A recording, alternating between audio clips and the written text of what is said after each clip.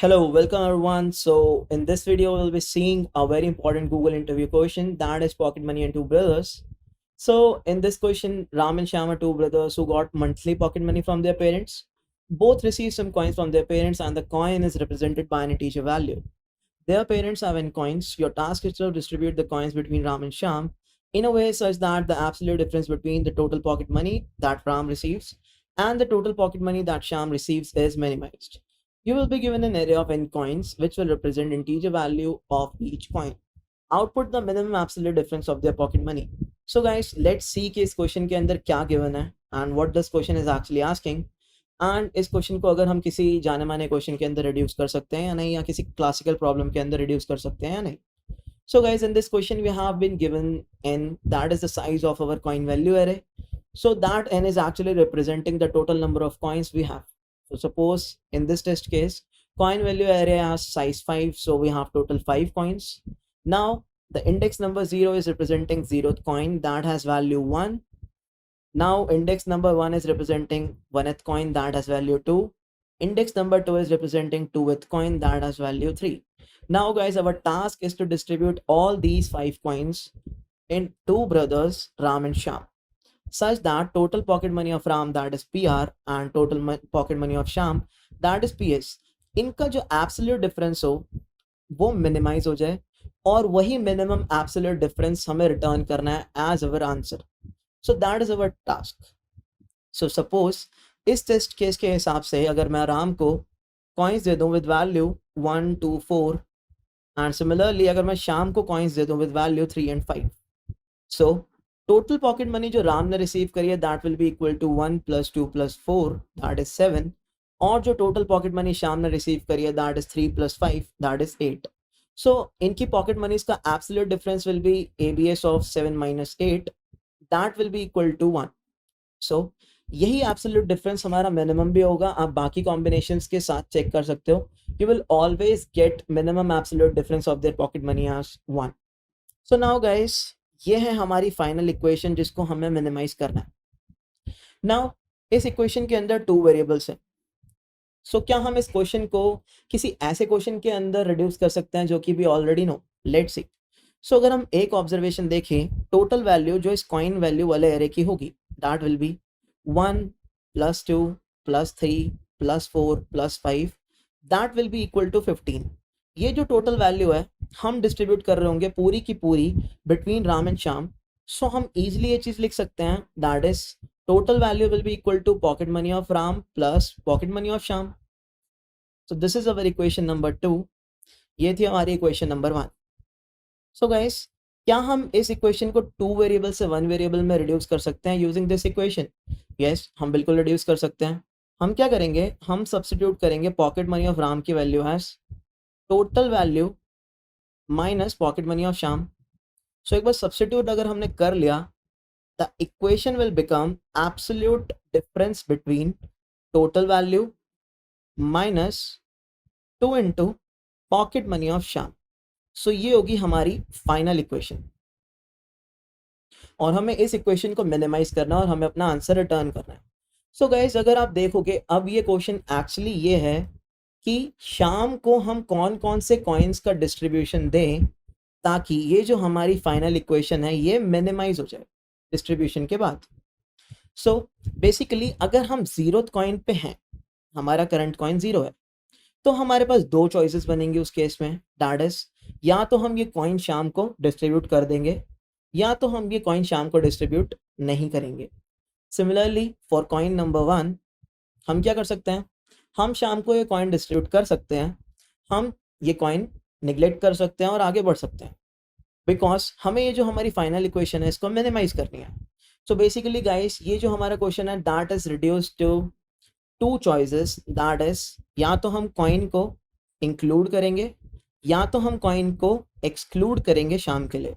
सो अगर आप देखोगे, this problem is of the class of those classical problems such as knapsack and coin change, जिसके अंदर हम यही किया करते थे कि हम इंक्लूड किया करते थे एक बार और एक बार एक्सक्लूड किया करते थे.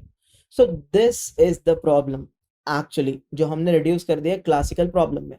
सो guys, let's move to the code now. So अगर आप इस कोड के अंदर देखोगे तो स्केलेटन कोड के अंदर मैंने एक फंक्शन बनाया दैट इज सोल्यूशन। इसके अंदर में हमारा जो कॉइन वैल्यू वाला एरिया है I am passing that C I is actually representing किस करंट कॉइन पे राइट नाउ आई एम, ताकि मैं उस कॉइन को एक बार इंक्लूड कर दूं और एक बार एक्सक्लूड कर दूं। टोटल वैल्यू है कॉइन वैल्यू वाले एरे का सारे कॉइन्स की वैल्यू का सम। जैसे इस वाले टेस्ट केस के लिए जो टोटल वैल्यू थी that was 15, right. And this is in शाम सम, जो कॉइन्स हम शाम को दे रहे हैं, डिस्ट्रीब्यूट कर रहे हैं, जो इसके लिए हम इंक्लूड कर रहे हैं उनका सम। सो यहाँ पे from user I have taken input n, I have also taken input this coin value. I have also maintained a total value variable that is coin value का sum, और वो sum मैं यहाँ पे populate करता जा रहा हूँ and I'm just calling this function solution. So guys, जैसा कि हमने अभी डिस्कस किया था, we have two choices.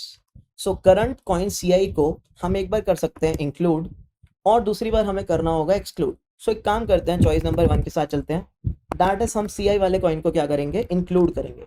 सो हमारी जो कॉल होगी that will be solution coin value. अब हमने इस कॉइन को इंक्लूड कर लिया, so we will go on next coin, right, CI + 1 and total value will remain the same.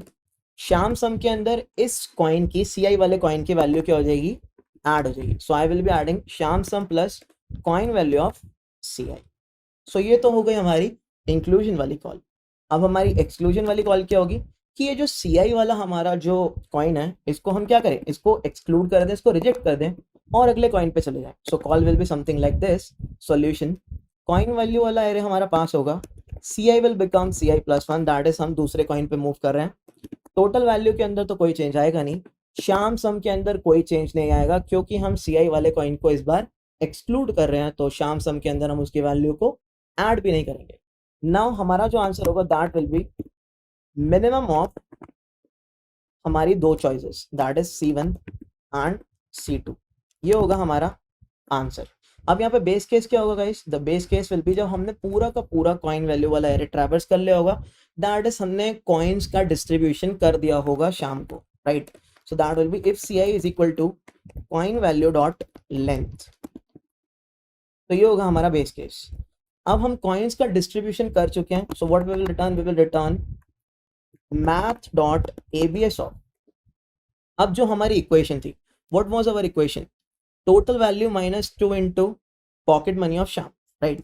So we will be like total value minus 2 into Shyam sum, that is Shyam की pocket money, and we will return that.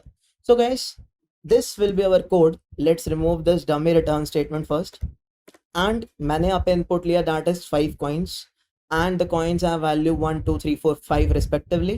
Let's just run our code once. So absolute difference हमारा क्या है, 1 है। So guys ये तो हम देख ही चुके हैं कि this problem is reduced to like classical problem like knapsack and coin change. So हमें पता है those problems are dynamic programming problems, but let's see कि क्या इस problem के अंदर भी सही में कुछ overlapping sub problems हैं हमारे पास। So guys, I have already made somewhat recursion tree for a smaller test case. So we have a coin value array with 4 coins having value 1 2 3 and 5. So current coin is 0th coin index and Sham's pocket money is 0 initially. So this is our initial state, right? And we will see if there are certain overlapping sub problems or not. So I'm on coin number with value 1. So basically I can include it or exclude it.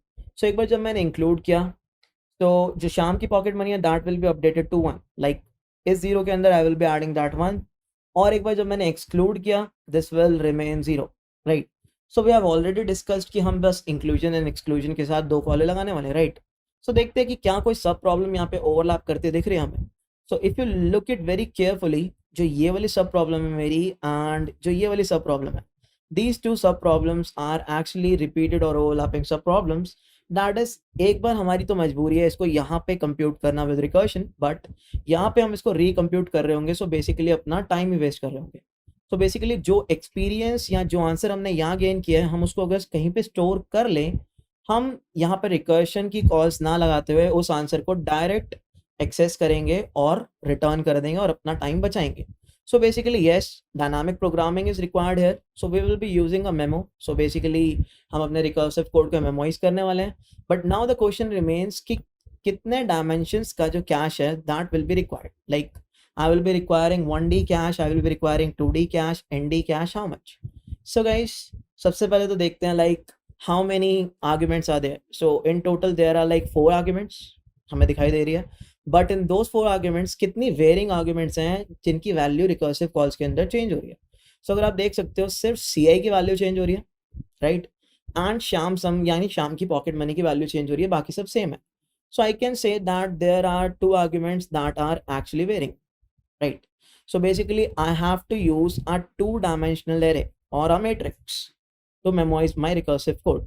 So I've already made a DP matrix, and इस DP matrix के हर cell के अंदर I have initialized the value as -1. So her cell के अंदर -1 पड़ा है. -1 means we are seeing that sub problem for the first time, right? Now अब जब हम अपनी सब प्रॉब्लम को पहली बार देख रहे हैं और हमने यहाँ पे उसको कैलकुलेट कर ही लिया है, सो हमें क्या करना चाहिए? We should actually store that sub problem, right? So DPCI Shyam sum के अंदर हम अपनी जो सब प्रॉब्लम है जिसको हमने पहली बार देखा उसका आंसर हम स्टोर कर रहे हैं यहाँ पे, दैट्स इट. बट सपोज अगर वो सब प्रॉब्लम रिपीटेड है, जैसा कि हमने यहाँ पे देखा था, ये सब प्रॉब्लम रिपीट हो रही थी, क्या हमें इसे रिकम्प्यूट करना चाहिए? Of course not, right? और रिपीटेड सब प्रॉब्लम का बेसिक मतलब क्या होगा? जो हमारा DP वाला एरे है, राइट, DP वाले के एरे के अंदर DPCI श्याम सम, उसकी वैल्यू अब -1 नहीं होगी, राइट? -1 नहीं होगी क्योंकि हमने पहले ही बोला था -1 का मतलब क्या है? We are seeing the sub problem first time. But अगर वैल्यू -1 नहीं है that means we have updated it. So updated का मतलब हमने वो सब प्रॉब्लम पहले कहीं देखी है. So what we will do, we will not make any recursive call, we will simply access the value stored in it and we will return it, right? So यहाँ पे भी एक बार हम अपना DP वाला एरे जो है वो आर्ग्यूमेंट के अंदर पास कर देते हैं, राइट? एंड यहाँ पे भी वही DP वाला एरे पास हो जाएगा एंड यहाँ पे भी वही DP वाला एरे हमारा पास हो जाएगा, दैट्स इट. सो गाइज, ये हमारा कोड हो गया कंप्लीट जिसके अंदर हमने मेमोराइज भी कर दिया और ये हमने फंक्शन कॉल के अंदर भी यहाँ पे DP पास कर दिया. So let's just run this code once. So right, it is giving us the right answer. Let's just submit this code now, right? So इस कोड को हम सबमिट कर देते हैं. So I am using Java, so it will be Java 10 now. I will be pasting this code and let's just submit it and see if it passes all the test cases or not.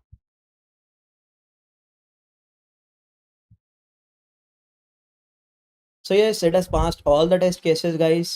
So guys, this was the question that was asked in Google, and I hope that this is clearly understood now, like how we can break it into the known classical sub problem, and इसके अंदर DP कैसे लगा वो भी हमने देख लिया है. So guys, next time we will take some more questions. So guys, comment beneath the video, like the video if you like it, and subscribe the channel. Bye bye.